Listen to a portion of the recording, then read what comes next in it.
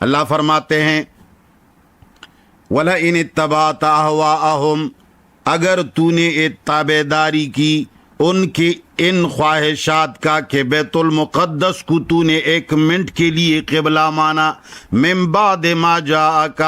بعد اس کے کہ آ چکا تمہارے پاس من العلم، علم قرآن، قرآن کے نزول کے بعد اگر تو نے ایک سیکنڈ کے لیے ان کی خواہش یعنی بیت المقدس کو تو نے قبلہ مانا، انک اذن، یقیناً پھر تو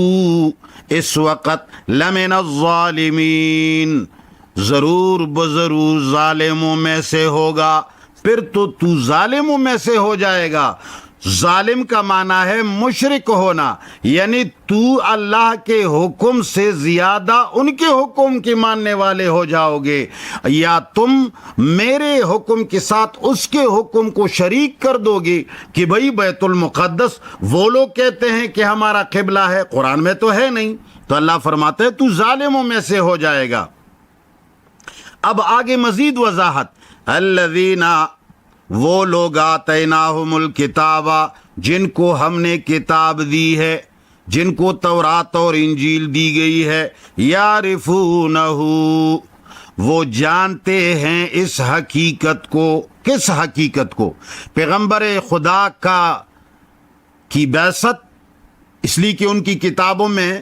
یہ واضح تھا کہ آخر زمانے میں ایک حق رسول آئے گا اور اس کے اوپر ایک حق کتاب کا نزول ہوگا اور اس کے جتنے احکام ہوں گے وہ سب بلا ریب حق ہوں گے۔ اب ان تینوں چیزوں کو دعوت حق کہا جاتا ہے۔ اللہ فرماتے ہیں الذین آتیناہم الکتاب، وہ لوگ جن کو ہم نے کتاب دی ہے، یعرفون،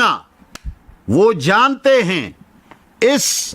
دعوت حق کو۔ یعرفون ہو سے صرف پیغمبر مراد نہیں ہے، یعرفون ہو سے صرف قرآن مراد نہیں ہے، یعرفون ہو سے صرف قبلے کا حکم مراد نہیں ہے، بلکہ پیغمبر خدا صلی اللہ علیہ وسلم کا پورا دین مراد ہے، سارے احکام مراد ہیں، ان کی حقانیت مراد ہے۔ اللہ فرماتے ہیں جن کو کتاب دی گئی ہے، یعرفونہ، وہ جانتے ہیں اس حق کے دعوت کو، وہ جانتے ہیں اس حق کو نبی کی شکل میں، قرآن کی شکل میں، احکام کی شکل میں، اس قبلے کے حکم کو بھی اور تمام احکام کو، رسول اللہ جو احکام لائے ہیں اس کے مجموعہ کو، یعرفونہ، جانتے ہیں وہ اہل کتاب، یعرفونہ، جانتے ہیں اس حق کو، کما یعرفون ابناءہم، جس طرح کہ وہ اپنے بیٹوں کو جانتے ہیں، جس طرح کہ ان کو اپنی اولاد کے بارے میں کوئی شک اور تردد نہیں ہے، اس طرح رسول اللہ کی بات اور اس کے قبلے اور ان کے لائے گئے احکام کے بارے میں انہیں کوئی تردد نہیں ہے، ان کو خوب پتہ ہے کہ یہ سب حق ہے۔ وَإِنَّ فَرِيقًا مِّنْهُمْ، ہاں ایک بات ہے کہ یقیناً ایک گروہ ان میں سے لَيَكْتُمُونَ الْحَقَّ، وہ حق کو چھپاتے ہیں، وَهُمْ يَعْلَمُونَ، اور وہ اس حق کو خوب جانتے ہیں۔ ان سے ایک گروہ کون ہے؟ ان کے علماء،